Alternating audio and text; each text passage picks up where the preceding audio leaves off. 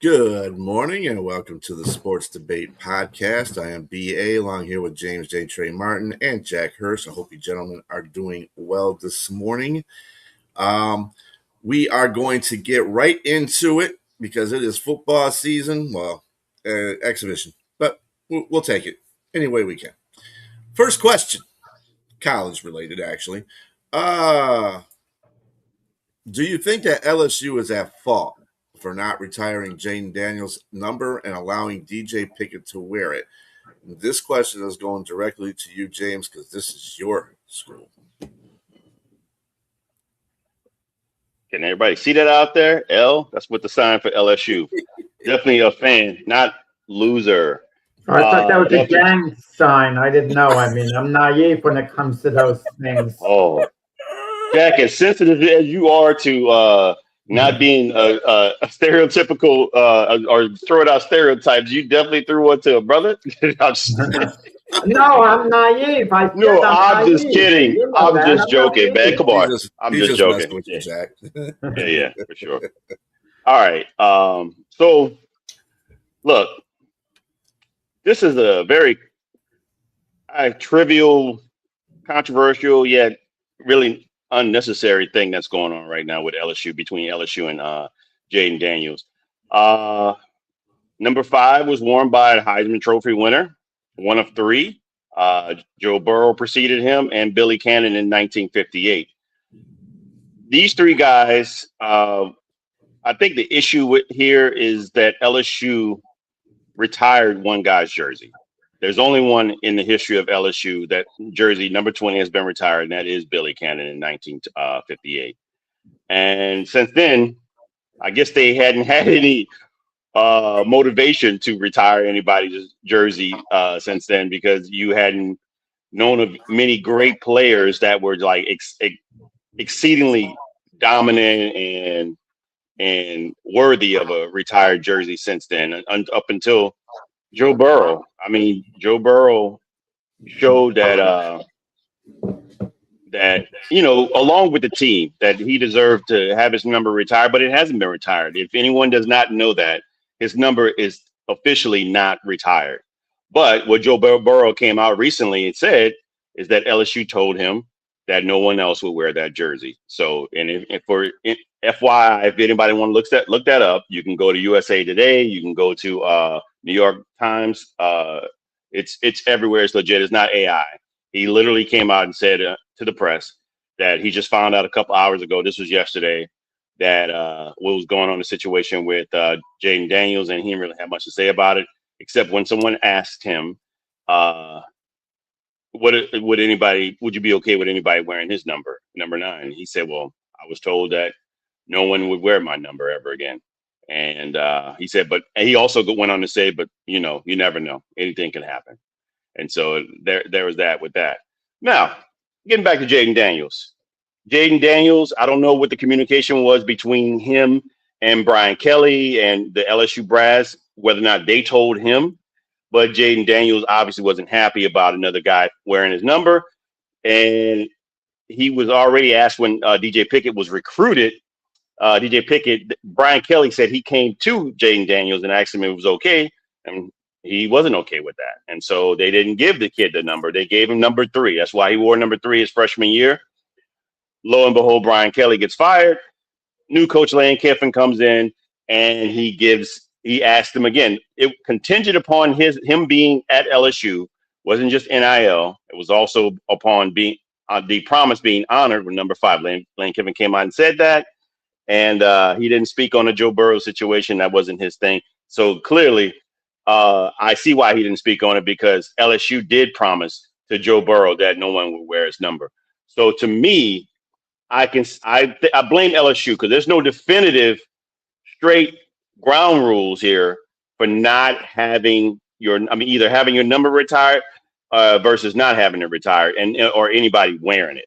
Because what LSU has in their team rules is that they do not they can, if they retire a jersey, something like that, they still, it's at the coach's discretion whether or not another player subsequently can wear that jersey. And so this is kind of where the situation is. I think For me, I wouldn't have gone to a cease and desist if I was Jaden Daniels, but that's just me. And I clearly a lot of other people feel that way. Former LSU players, Leonard Fournette, was saying that anybody could wear these jerseys anymore. Now you go to Florida, Tim Tebow. Somebody was wearing his jersey right after he left the school. Alabama, the same thing. But then on the other hand, you go to Auburn. Cam Newton's jersey is never being worn ever again, and he's got a statue and everything. I think that they'll fix this, and I think they'll get this taken care of. But with that being said, I think that LSU is at fault here for not laying the specific ground rules before the players even get there. Who knows what Jaden Daniels is going to do? Winning a Heisman or whatnot. But he did. He won a Heisman Trophy, and so to me, if you're going to treat two former Heisman Trophy winners a certain way, you have to treat the third one similar. These are your pantheon players that you have. They all have to be treated the same, regardless of championship or not. We're talking about individual awards here. This is where I have an issue with that. I get the fact that Jaden Daniels didn't win a championship, but that's a team award. No defense, different defense than the previous team in 2019. Much better defense then. So I think that this needs to be defined, and I think the ground rules and the written language should have been better laid out. And I think we wouldn't have this issue if that were the case. But I blame LSU. You explained it very, very well, so I don't have to explain anything. You did a good job with that, but then you were kind of on the fence, even though you did side with LSU. In this particular thing. Well, no, you started with Jaden Daniels. Excuse me. You started with Jaden Daniels right on this, because that's more or less the popular thing to do. It's the little guy going against the big university. So that's the normal thing to do. Just like Stephen A. Smith got on there after the Knicks won the championship, and he sided with Charles Oakley over James Dolan. Oh, Oakley's feelings are hurt. Never mind that Oakley trashed everyone inside, including Patrick Ewing. And Oakley said weeks before he would not celebrate any. He's rooting for the Knicks, but he won't celebrate anything. He won't step foot in the Garden. And now Stephen A's wanting him to be in the parade, waving and all. But I mean, are you going to do that? I don't know. But there's no rule that if a guy wins a Heisman Trophy, he automatically gets his number retired. It's a great accomplishment. Jaden Daniels played longer at Arizona State than he did at LSU. Is he asking for his number to be retired at Arizona State? Of course, that would be ludicrous. He left them to go to LSU. He wasn't a 4-year starter at LSU. He wasn't there a long, long time. They didn't win a national championship the way they did with Joe Burrow. The whole concept about numbers being retired has gotten out of hand in sports. These players are spoiled. They have a feeling of entitlement. It's so ridiculous that even a Mark Aguirre, who forces his way out of Dallas with the Mavericks by acting completely obnoxious towards the organization, and he forced his way to the Pistons, Aguirre with his conduct, and the Mavericks later on retires number. Think of how ridiculous that is. Darryl Strawberry leaves the Mets. He doesn't want to re-sign with them after 8 years. They retire his number when he comes back. Let's just retire everyone's number. I mean, let someone come on this network and be here 6 months, and then we'll have retirements, numbers, and we'll retire guy's number who was here for 6 months. I mean, oh, come on. Ludicrous. Jack, I just want to intercede there. So you're telling me, because I found out also they were talking about retired numbers, and they were agreeing with you how ludicrous it is. But you're telling me that all the single digits in the New York Yankee history, you would rescind those that have been retired? It's hard to rescind them now. No, I'm just saying, no, you're not in agreement with that, is all I'm asking. Was Jaden Daniels' number ever officially retired? No, it was not. No. So as long as it's not officially retired, it's in play. Why didn't Okay, as soon as Jaden Daniels went to Washington at some point, shouldn't they have, if they were going to retire his number, shouldn't they have had a ceremony at LSU last year, something at some point to retire his number? For me, this is why I brought up the issue with Joe Burrow communication when he's saying that he was told, whether they didn't retire it officially or not. They did not officially retire, but no one has worn number 9 at LSU since 2019. No one at all. And I don't know if it's been asked, but they told him, he said out of his own mouth that they told him that no one would ever wear number 9. So that being, your coach, you're a big LSU fan for the people who don't know.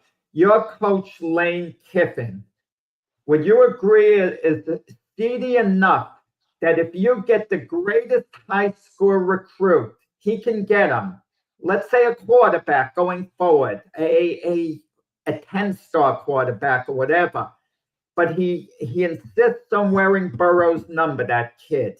You mean to tell me Kiffin wouldn't give him the number? Of course. Oh, I know he would. I know he would, of course. It doesn't matter what they say to Joe Burrow. It doesn't mean anything. But that's my thing there. With that a recruit coming in, how would the credibility of the word of the organization be to the player that's coming in, seeing this in the light that you told this player you're going to do this, but afterward you rescind? So that's why I'm saying there should be some ground rules laid at the beginning and stating this is what it is. We should retire numbers if we feel like we're going to do it. Don't be wishy-washy with the situation.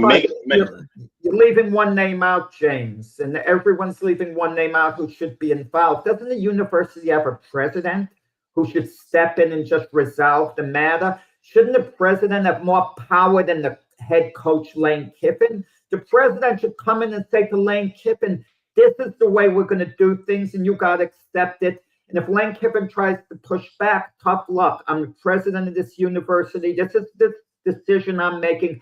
This is how we're going to resolve it. If you're going to lose the player over this, then let the player leave the university. This is the way it's going to be because we're doing things the right way. However, the president thinks it's the right way to do it. Well, I'm saying what the ground rules are.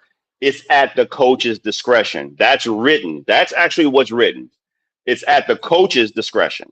And this is what happened. Lane Kiffin said, I'm not going to let this player, a top 10 recruit, 5-star, walk out the door and go to Daniels. If that's what the rule says, then Kiffin is entitled to do that. Because this is what the words that were communicated is what I'm saying. So when you have someone like Joe Burrow, who's a Heisman Trophy winner, come out and say that he was promised.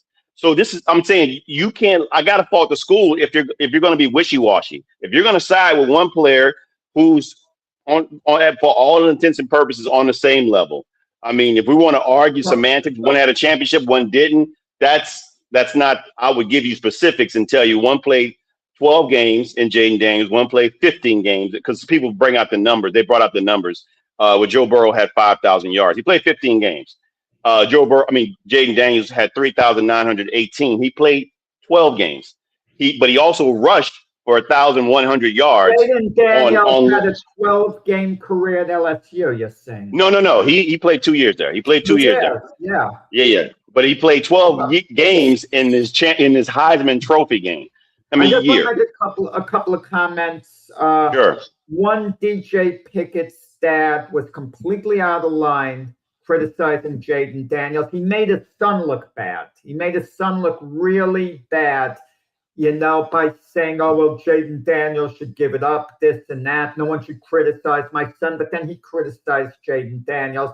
So it wound up backfiring. He made his own son look bad and selfish by doing that. The dad, not the son. The son's been kind of mum on it, only saying he doesn't want to give up the number.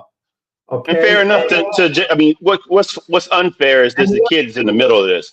The kid's in the middle of this. No, not really in the middle of it. The kid, I'm good with him standing firm, wanting the number. He should. Absolutely. I agree. Whatever he wants to do. The other thing with Jaden Daniels, how I would handle it,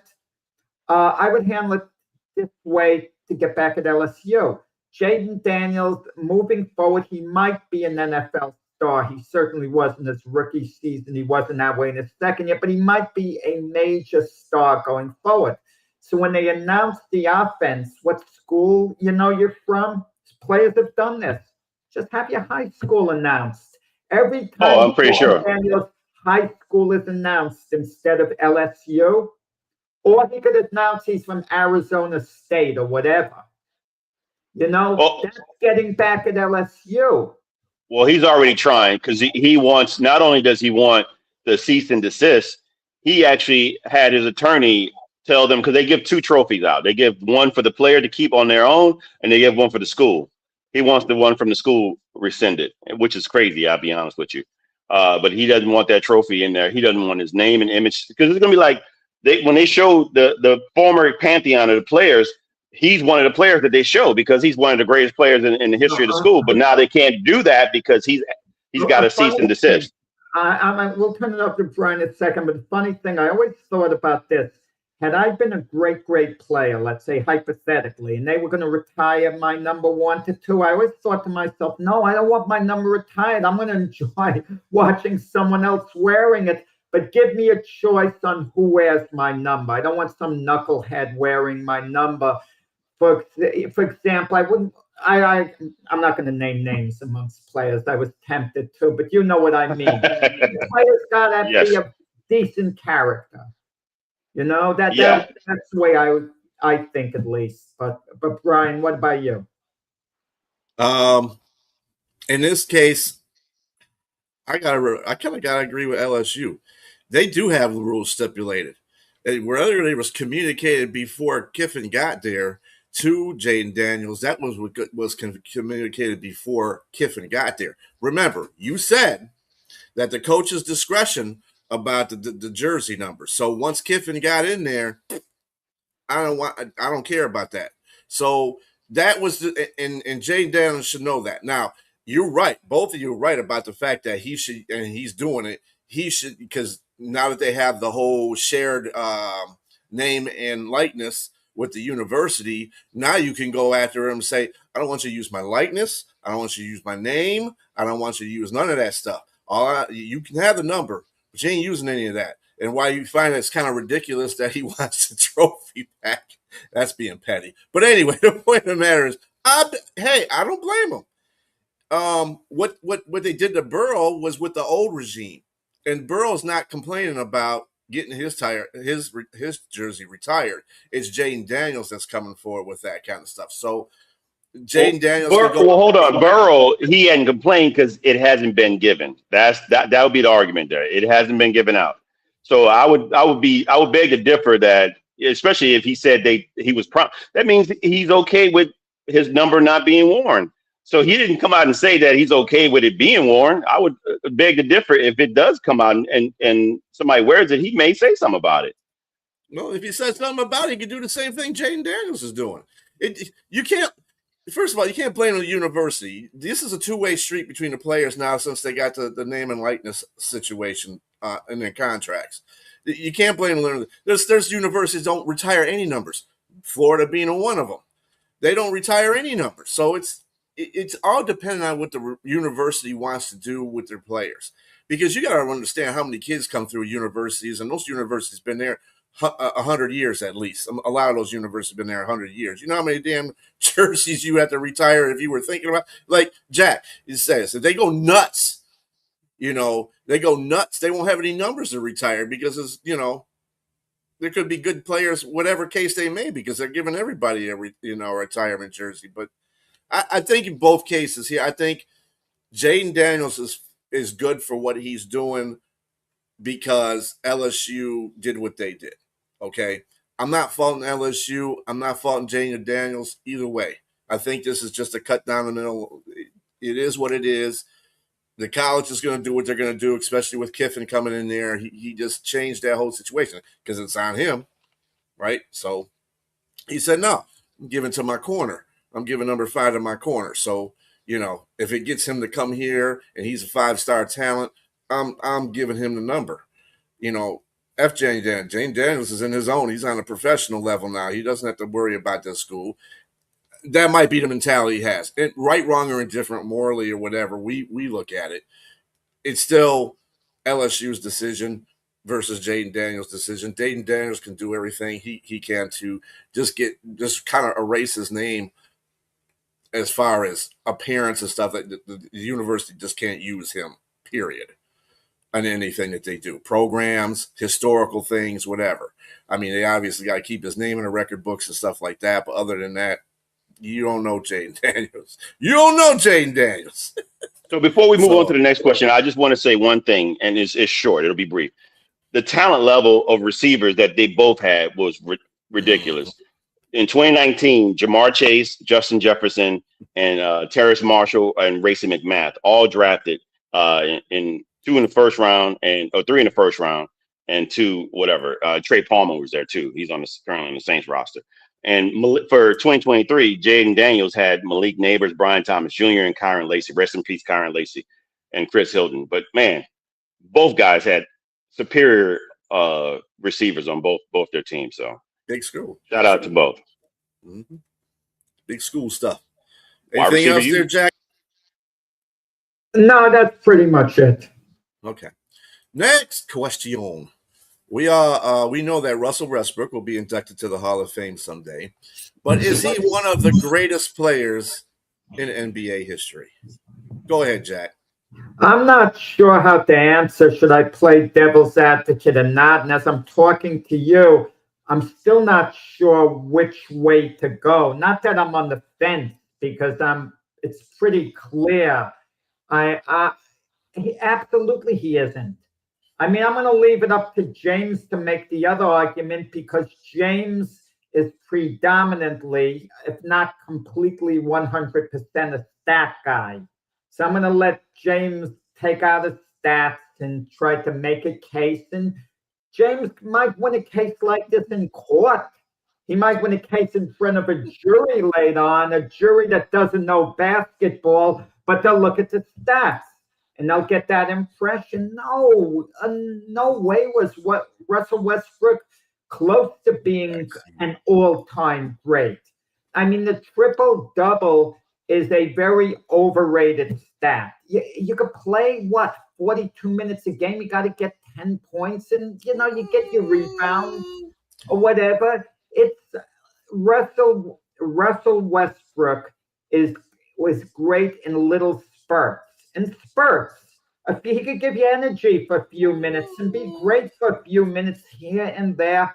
Case in point, when he was with OKC, I mean, they went to the finals. It was basically Kevin Durant, but at that time, we weren't sure who was the better player, Durant or Westbrook. It took Durant to leave OKC for us to see that he was clearly a better player than Russell Westbrook.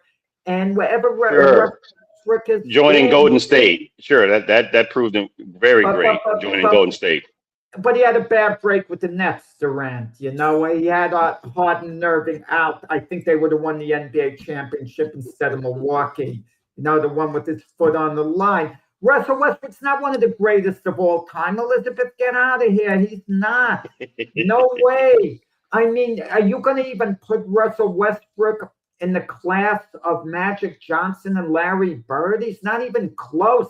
Isaiah Thomas is much, clearly better than Russell Westbrook. Steph Curry is clearly better. On and on and on. And look at all the teams he's kicked around with. He went to the Lakers with LeBron. No one is better at rehabilitating another player than LeBron James. No one's better. And he couldn't do anything with Russell Westbrook. The Lakers had to move on from him. He's been going all over the place. Is he a great talent? If you talk about pure talent, yeah, but that doesn't translate into skill on the court. I mean, he's a bundle of energy, Russell Westbrook. You can argue he's one of the more entertaining players to watch. I think he was Bronny James's idol, even because of the way he plays the game with passion and energy. He gives you 100% out there. I give him his due. if I get it voted on the Hall of Fame, which I'm not with the NBA, but if I did, I would check his name off when, he becomes eligible. I'll give him his due as a Hall of Famer, but as an all-time great player, I can go player after player, guys. I could, off the top of my head, I could tell you now, I might go 100 players before I go to Russell Westbrook. I'm certainly going to check off guys like Elijah, Charles Barkley, I'm going to put ahead of him. And there's so many. Jalen Brunson, I'll put ahead of him. Anthony Edwards, I'll put ahead of him. Russell Westbrook, big name, great energy, he gives you 100% out there. I'm a fan in that regard. He'll spill his guts on the court, but he's just not a great, doesn't come close to being an all-time great. So you said I'm going to bring stats to you. Well, since we're in a debate, I'm going to come to you like we're in an actual duel, like they did in the old days, and slap you in the face on both sides with the the glove. Yes, pull out the glove and just slap you on both sides of the face, because that was just asinine what you just said about disrespecting that guy like that, man. So when they played together, they were drafted by not the Seattle Seahawks. Kevin Durant was the Seattle Seahawk, but he wasn't, because I think the same year they moved to OKC. And he was drafted by the same team. Those guys, Kevin Durant and James Harden were a big three, and they were organically there in that team. So it worked out for that team. They got as far as they could with a championship. Obviously, James Harden left. It was just those two. They blew it. I don't know if these guys liked each other. I don't think they really did. Well, the trade, excuse me. Left, traded, yes. But he wasn't. He didn't leave as a free agent. He was traded. Right. He wasn't. Yes, exactly. Supersonics. He was not the guy there. He became the guy in Houston. So, and you have left Kevin Durant and Russell Westbrook. Both are phenomenal players. I just don't know if they played well enough together, but they played well enough to get to a Western Conference Finals, go up against and challenge the best, arguably one of the best teams in the history of basketball, having a 73-9 record. They went up 3-1. They just happened to blow it. And would you blame Russell Westbrook or Kevin Durant? That's another debate in that situation. Or would you give more credit to the team that had the highest record and being able to come back? So, but that being said, Russell Westbrook, man, once Kevin Durant left, you saw who he was fully on display, because he really had nobody there. So to dismiss his 42 triple doubles. You got Paul George joined them, OKC, and Paul George was good at the time. He was there that first year. He was where Russell was it the first or second year? Look at that, Brian. Was he with them the first year or the second year? They were both in their primes, basically. And George was maybe a little past his, but still much better than he is now. But the guy was Russell Westbrook. The guy was Russell Westbrook, because who won the MVP that year? Who won the MVP that year? I'll ask you, Jack. Who won that MVP? Which year we're talking about? The year that Kevin Durant left. Who won in 2017, 2018? Russell Westbrook put up 2016, 20. Stats. I could point to a lot of MVP winners who are not all-time great players. We can go down the list of guys who won the award. Oh, my God. Are you kidding me? How do you call somebody that has 209 all-time triple doubles, far exceeding anybody? And he does a lot. He did a lot of that in garbage time. Come on, man! His MVP. He was a two-time scoring leader. One of those years he was. His teams didn't win. He rarely elevated a team. He brought them to the playoffs when he won MVP. They had a significant loss with Durant. They had I don't care what you say. They lost their best player on the team. But Russell Westbrook became the best player on that team. If he was an all-time great player, they would have closed out Golden State when they had Durant. Okay, it's just not on him. It's on Durant too. It's just on him. But he went other places. He went to Houston. He joined Harden there. They didn't win.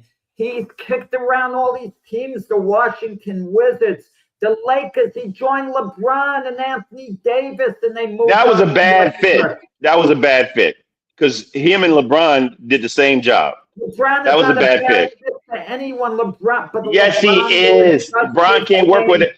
Anyone. Players have to defer to LeBron. Let's get that out. LeBron will defer now. He defers now. When LeBron was in his prime, come on. No, he did not. LeBron was the guy, no matter where he was on, except now, later. Well, I don't know about garbage time. I mean, but a number of them won garbage time. Come on. So okay, forget the 209. Beating Oscar Robertson's record in 2016, 2017, was that garbage time when he won MVP? Was that garbage time when he had 42? He broke the record. He broke the record. He became MVP.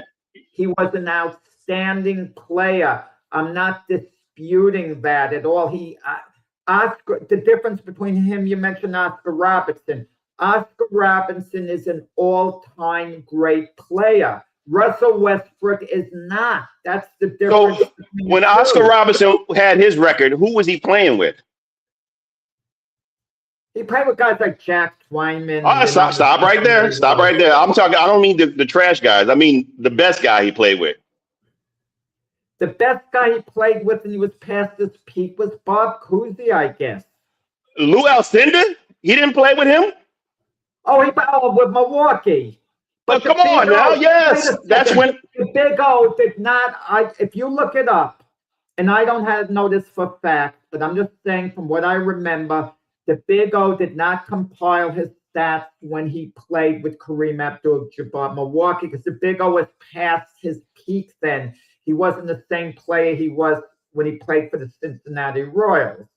So he didn't, and if you're going to hold that against Oscar, why don't we hold it against Magic Johnson? He played with Kareem. I didn't even bring Magic up. And we want to talk about some of the lowest point stats for the triple-double.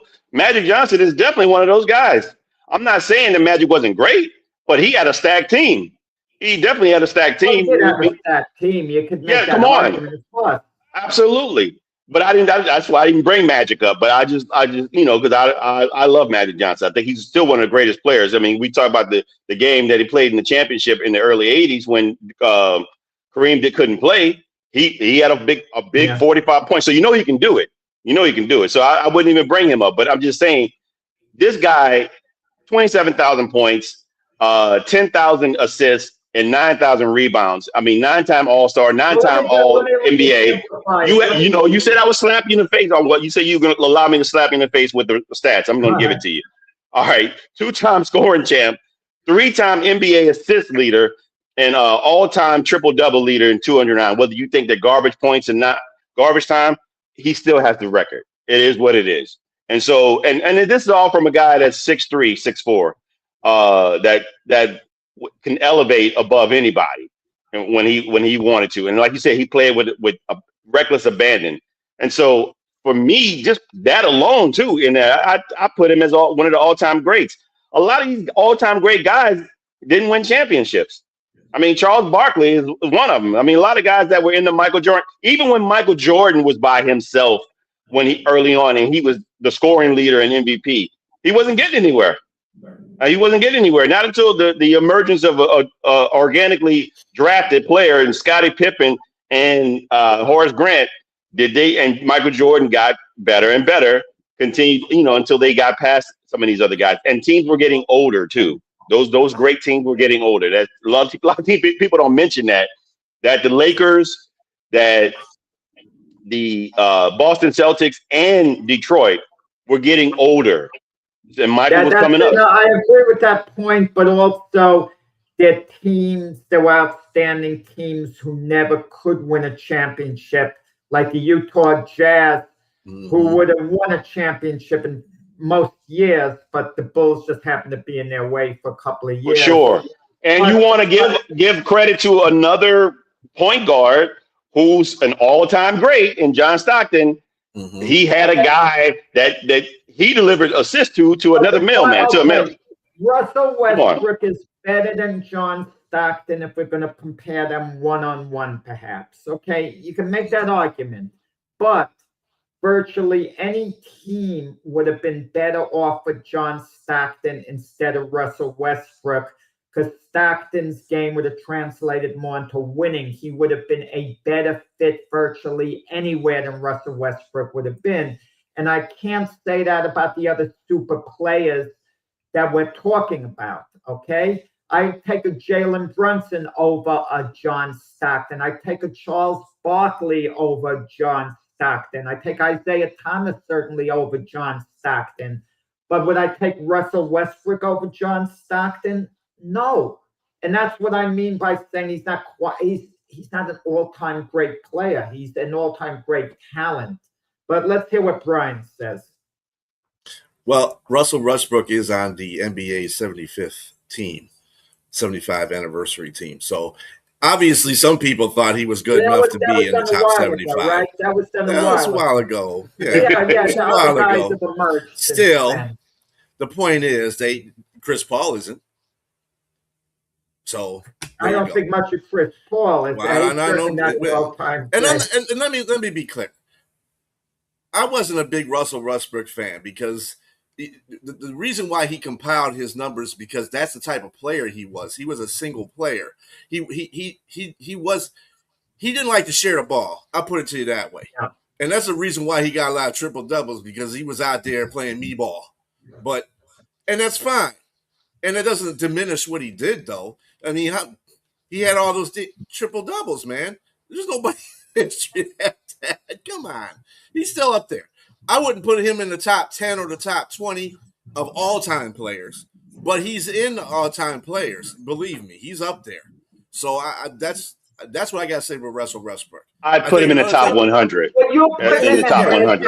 Dwayne Wade to Carmelo Anthony, for example. Somebody brought up a good point.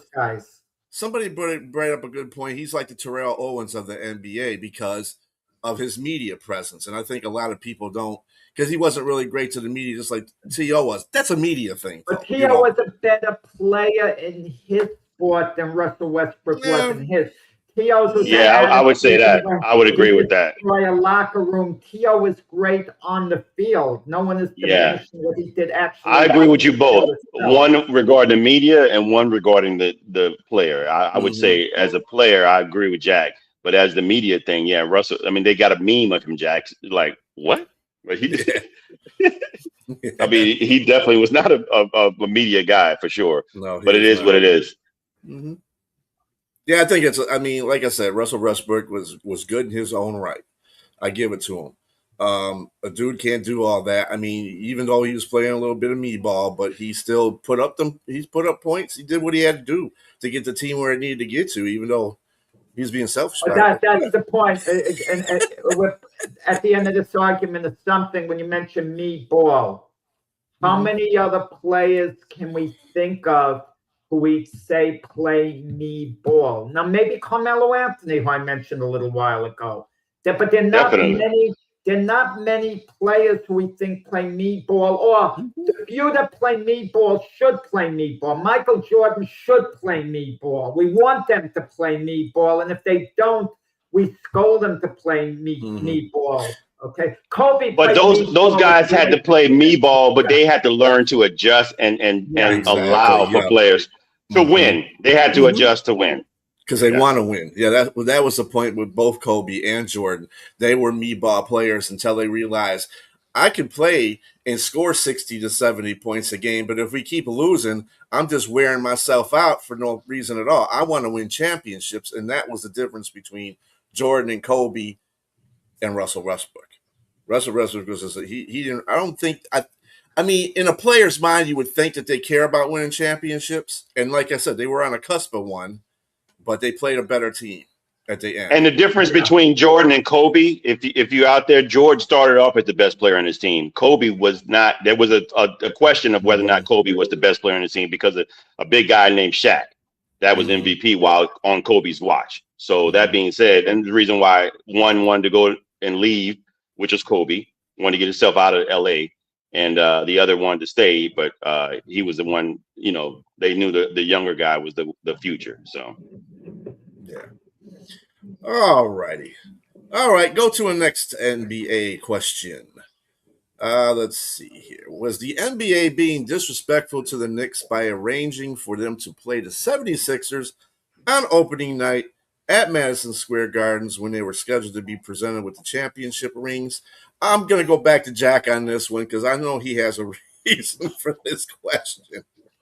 Oh, yeah, they were. The league was. I mean, this is the next night of glory. But what is the big story going to be when the Knicks are getting their rings? It's going to be LeBron James' debut with the 76ers. That's going to be the big story. So what should be the big story of celebrating the Knicks championship, it's not going to be. Everyone is going to be put on high alert. Oh, we got to win this game. We got to show LeBron. The moment LeBron hits the court, that's what everyone's going to be waiting to see. They're not going to be waiting to see the Knicks come on the court and get their rings. I just don't like the narrative. I mean, the Sixers are coming to Madison Square Garden with LeBron. That's going to dwarf everything else. And this should be the Knicks' night to celebrate. They could have put it off, for example, until the Boston Celtics came to MSG. They could have done the ring ceremony then because Mitch Robinson would be returning. That would have been fine. It's if they wanted to do the 76ers in the next opening night, the NBA should have arranged something with the Knicks. They get their ring in a couple of games later. There'd be a special night called ring ceremony or whatever. But to combine it with LeBron coming to Madison Square Garden as a member of the Sixers, it's going to be a circus. And the Knicks' moment of glory, is going to be secondary. There'll be a little thing, oh, they got their rings, but it just won't be the same. Oh, man. Look, I don't know if you're just liking to throw stuff out here or you're auditioning for The Simpsons to be the next Homer, because you're definitely giving a Homer answer right here, sir. I mean, come on. There's no way that LeBron James is going to overshadow the fact that the Knicks, they got, 53 years that they hadn't won a championship and they won a championship? That's going to clearly be the biggest storyline. And why would you not culminate that by allowing this great team that's been built, that hasn't played a game yet, that you probably, if you're the champs, you got to be the man. And you go out there and continue to show that you're the man and beat this team that's not even with a 42-year-old LeBron James. Come on, man. That's soft. That's soft. Go out there and beat this team in the first game. There's two teams that have lost. Well, not lost, but one lost and one was taken to an overtime thriller on their ring ceremony game. That was the Lakers, LeBron James, when they won in 2020. They lost to the Clippers, their ring ceremony game. And OKC last year, when they won their championship, they were taken to a double overtime thriller by Kevin Durant and a star-studded Houston Rockets team. So it's going to be some big names that come out there, and it's going to be some big names that come out there and challenge you. But if he wins, it's just what it is. It's not about winning or losing. We're talking about the lead up to the whole game. I'm telling you, right? Exactly. LeBron James coming to Madison Square Garden. Mm-hmm. That's why scalpers are going to get a fortune for tickets. They're not going to get it. It's business, Jack. It's business. It's business. That makes big business. That makes for great viewership. That makes for great arguments. That makes for great barbershop talk. That makes for great debates like we're doing right now. It's great. I think it's what it should be. You should see the best teams play the first game out. I don't want to see you just play some scrub team and we know you're going to win the game. Let the Knicks ring ceremony schedule a date the first month of the season or whatever and do it that way, because all people are going to be thinking about, the Sixers play the Knicks tonight, LeBron James's debut. They'll hardly be thinking about the ring ceremony. I disagree with that. I totally disagree with that. Everybody's gonna, I mean, as much attention as the Knicks got for riding through this playoffs and winning the championship, they're gonna be even more visible and getting more love towards them for their ring ceremony, especially with a guy like Jalen Brunson. What he's done. I'm sorry, LeBron James. They're going to get some attention in this. It is what it is. But it's not. It's going to get trumped, like the guy said. It's going to trump LeBron in regards to all the people that are there, the celebrities that are there. They're going to be. Everybody's going to be there, and it's going to be exciting for New York. There's no way that LeBron gets that much attention, and he gets the attention. Always gets the attention. He gets the attention. Yes. You think LeBron isn't going to be no, the main he gets the attention, but he's not going to get the attention that the New York Knicks is going to get for that. Even if they lose, it's the first game. They are still the ring ceremony part is going to be totally. It's going to trump LeBron and everything else that's going on there because when it happens, everybody's going to be watching that. Everybody's going to be watching that. That even the people that aren't Knicks fans, that aren't New Yorkers, everybody's going to be watching the ring ceremony because it's been a long time since you won a championship. I don't care if LeBron there. I don't care if Embiid's there, 40 leg. He's talking about a 37er, Rick. That's Embiid. That's probably how many games he's going to play. We're talking about 76. Yeah, instead of 76, he's a 37er. Yes, I mean so. The other guys that are there, they're not going to trump that. It's just even Jaylen Brown, he's not going to trump it, man. It's just not what it is. It's just too much visibility for the fact you guys won a championship. And it's even better. There's another storyline. LeBron going against his former coach, Mike Brown. I mean, and he's won a championship without LeBron. So it's just a lot of great things there in favor of New York. So I think, and I mean, again, you're talking about a guy that's 42. I don't care how much press he gets. He's still 42.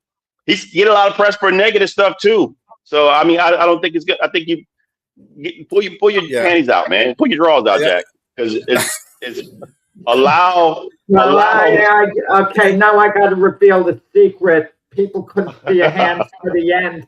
And when Brian would nod his head, that's not really Brian. That's like a puppet, and with the string you're pulling it with your. Oh my hand, goodness! And it's going like this. Okay, I got to give away the secret. That's how we. Okay, go ahead and talk, Brian. Go ahead and talk, Brian. Yeah, I absolutely. Yeah.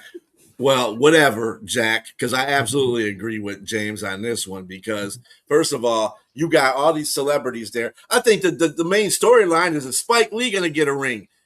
They've been talking about that all damn summer about if he's going to get a ring because he's the number one fan of the Knicks and he's been out there at the court side.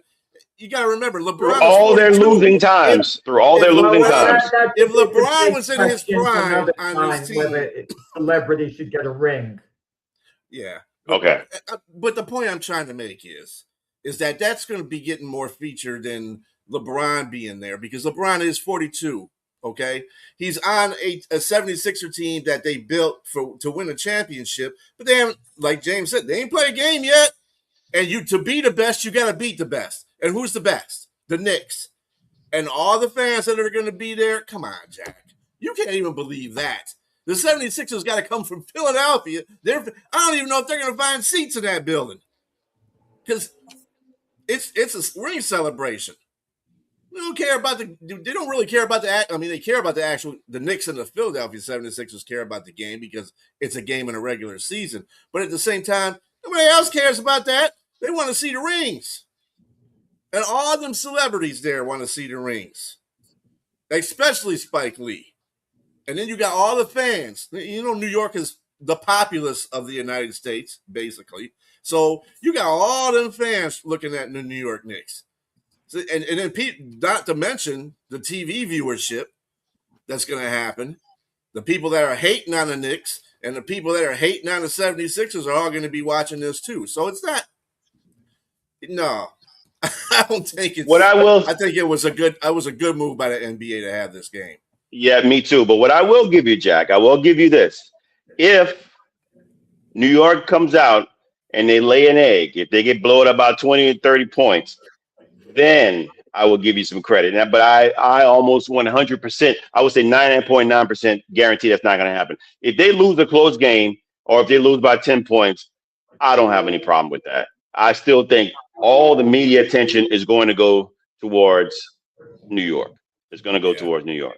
I think the ring celebration is going to. But you'll have 81 more games to go. You got just like, and I'm gonna give you your thing. Just like you always say, you got like baseball. You got way too many games to go to really be upset about anything. 82 more games. Come on, and playoffs.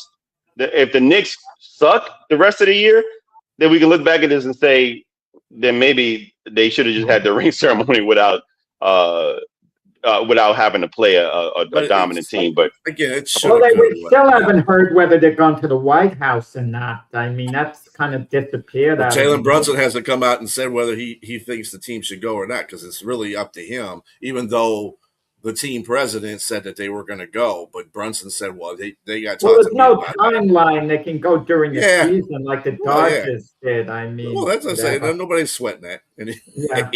But you know, you're going to go there to have like a 12-14 record at that point. You know.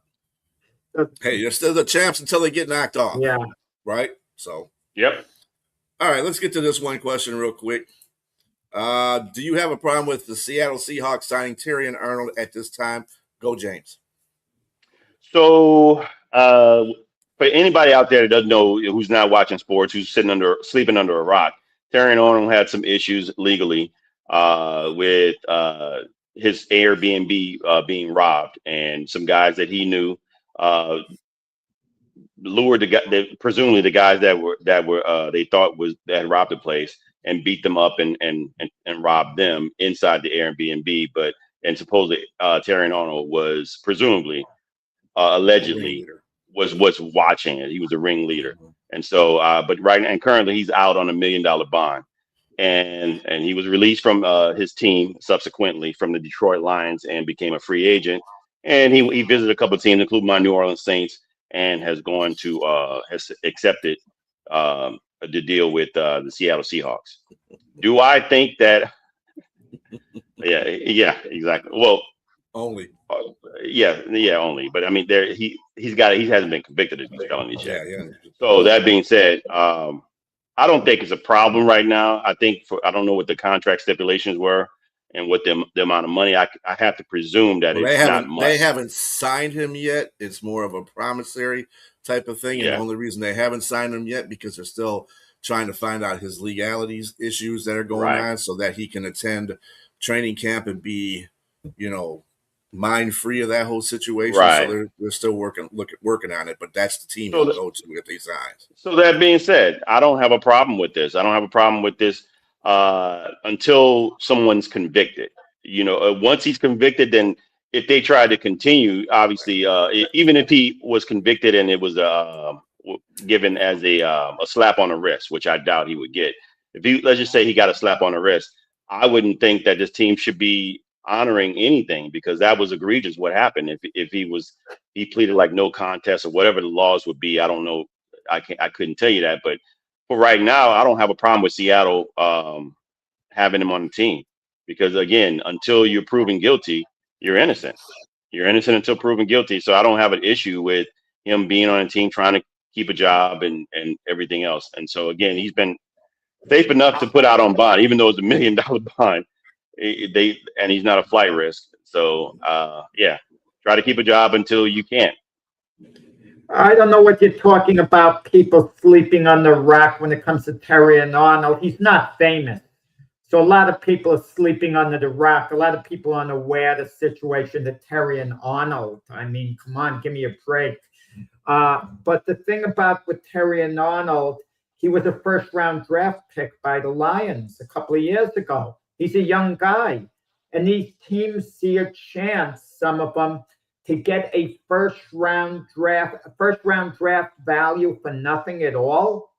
I mean, and maybe they're looking into it and think there's a good chance he beats this rapper. He really isn't innocent. And maybe he's a very good kid whose friends just took it upon themselves to do something, and he didn't realize the implications, and he maybe said, just get my money back for me. That's all. We don't know. I mean, and I think the teams, we know, James, they do their due diligence, and they've done their due diligence on him. maybe they see he doesn't have a turbulent background. I don't know whether he does or doesn't, okay? But the innocent until proven guilty thing, it sounds good, but let's be honest about it, guys.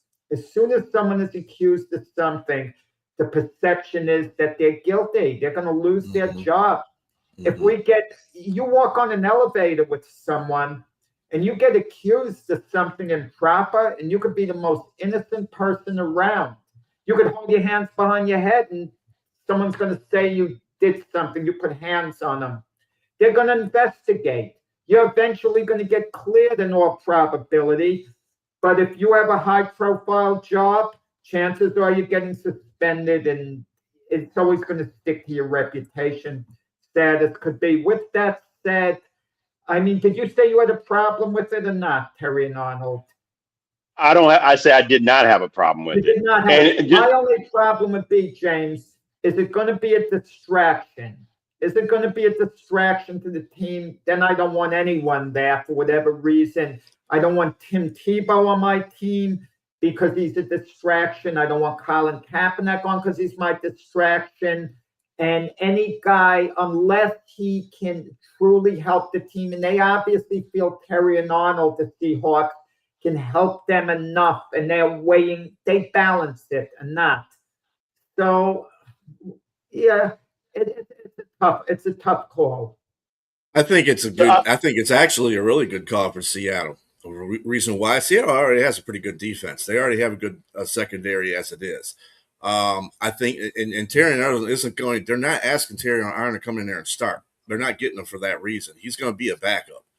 Believe you, he's going to be a backup. And as far as distraction is concerned, you just said, Jack, that nobody's paying attention to Terry and Arnold's story anyway. If you were under a rock and you still knew sport, so he's not going to be a distraction. And as a matter, Seattle got a win-win situation here, because if he is accused of it and he has to go to prison or wherever, whatever is going to happen to him. Okay, it was cool, and we knew you. Good luck in the future, wherever your future will land you. But if he gets acquitted, then they got something. They got somebody that can back up, and you never know. Players tend to take these situations and use it better for their future. So, like I said, Seattle did great. The Jets couldn't afford to do that, because then they had to put him at a starting. They had no really good corners. I mean, there's a lot of teams out there that don't have really good secondaries like Seattle does. So they can't really take that chance, because if they make him a starter, even if he's a nickel, he's still going to be, if he gets put in prison, what happens? They got a space on their roster they can't fill. So Seattle did a good job. I thought they did an excellent job in that. And the Lions, letting them go, that's a question whether they should or shouldn't have. That's kind of what you were saying earlier in regards to like how things are perceived. And so sometimes teams don't want to deal with the things that they just rather cut their loss. And let's just say this: if he was a number one draft, I mean, he was a draft pick for them, number one draft pick for them, and he played to the potential, he'd still be playing for the Lions right now. Mm-hmm. I think that's part of it. Other thing. Yeah, that's part of it too. Yeah. But the Lions are always quick to get rid of people if they feel it's going to be a distraction. It would have been a distraction on our team because he's a fixture as a corner here. So that's a difference. The Seattle wouldn't be, because he's not a fixture there, and then he can be taken off the team, and then still won't be any dent left on their defense. So I think, like I said, Seattle did a good job. Anyway, that is it for the Sports Debate Podcast. I hope everybody enjoyed it. Thank you for the comments in the comment section there. For me, James, and Jack, everybody have a great weekend, and we'll see you next Saturday. See you guys tomorrow. See you tomorrow, Jack.